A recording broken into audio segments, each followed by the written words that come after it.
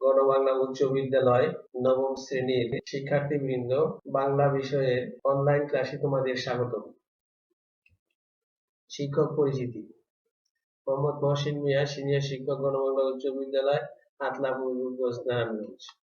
পাঠ পরিচিতি। বাংলা প্রথম পত্র, শ্রেণী নবম। আজকের পাঠ মমতাদি, লেখক মানিক বন্দ্যোপাধ্যায়।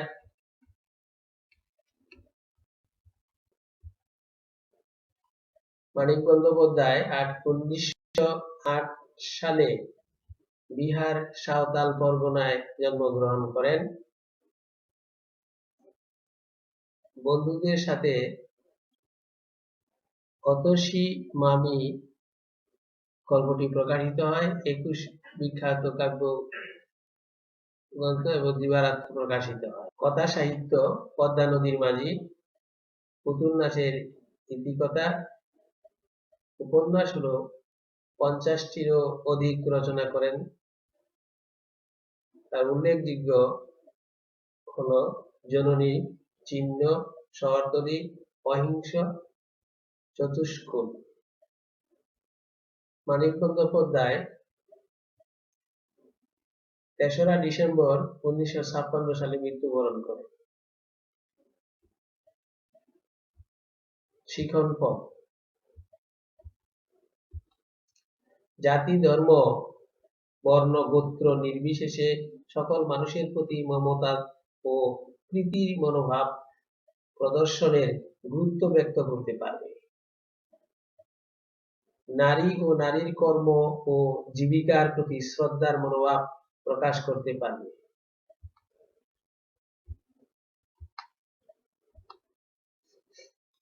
গল্পটি সংক্ষিপ্তভাবে উপস্থাপন।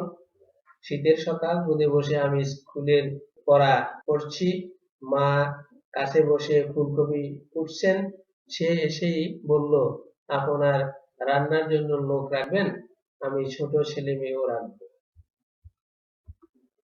বয়স তার বছর 23 হবে। পরনে সেলাই করা ময়লা শাড়ি, কর্তা বিবর্ণ লাল, সীমান্ত পর্যন্ত ঘোমটা, ঈশ্বর বিশীর্ণ মুখে গাঢ় প্রশান্তির ছায়া, স্থির অচঞ্চল দুটি চোখ, কপালে একটি ক্ষত চিহ্ন, আন্দাজে পরা টিপের মতো। চমকে তার মুখ লাল হলো। অনাবশ্যক জোর দিয়ে বলল, আমি রাঁধুনি। আমায় রাখবেন? আমি রান্না ছাড়া ছোট ছোট কাজও করব। একথাটি স্কুল পড়ুয়া ছেলেটির প্রথম দেখাতেই মমতাকে তার খুব ভালো লেগেছিল। যার অমন মিষ্টি গলা, চোখে মুখে যার উপচে পড়া স্নেহ, তাই ওর স্নেহ পেতে চেয়েছিল। তার নাম মমতা। এ বাড়ি থেকে খানিকটা দূরে জীবনময়ের গলি।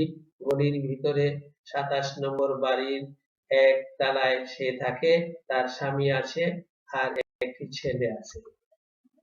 মমতাদির সংসারের অভাব বলেই মর্যাদা সম্পন্ন নারী হয়েও অপরের বাড়িতে কাজ দিতে হয়। স্বামীর চাকরি নেই 4 মাস, সংসার চলে না। সে তাই পর্দা ঠেলে উপার্জনের জন্য বাইরে এসেছে। বাড়ির ছোট বালক ভালোবাসা পেতে চায়।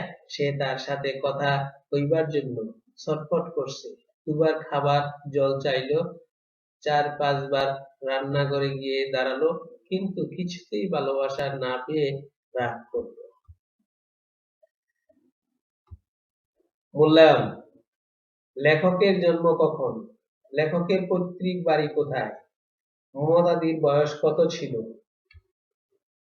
মমতাদির প্রথম চাকুরির মাইনে কত ছিল? মমতার বাড়িতে কে কে থাকেন? মমতাকে কেন চাকুরি নিতে হলো বুঝিয়ে বলো। মমতাদি পড়ুয়া ছেলেটিকে কেন মিষ্টি খেতে বাধা দিল? বাড়ির কাজ। তোমার বাড়ির গৃহকর্মীর সঙ্গে কিরূপ সম্পর্ক করবে তা ব্যাখ্যা করো। ধন্যবাদ জানিয়ে এখানে অনলাইন ক্লাস শেষ করছি।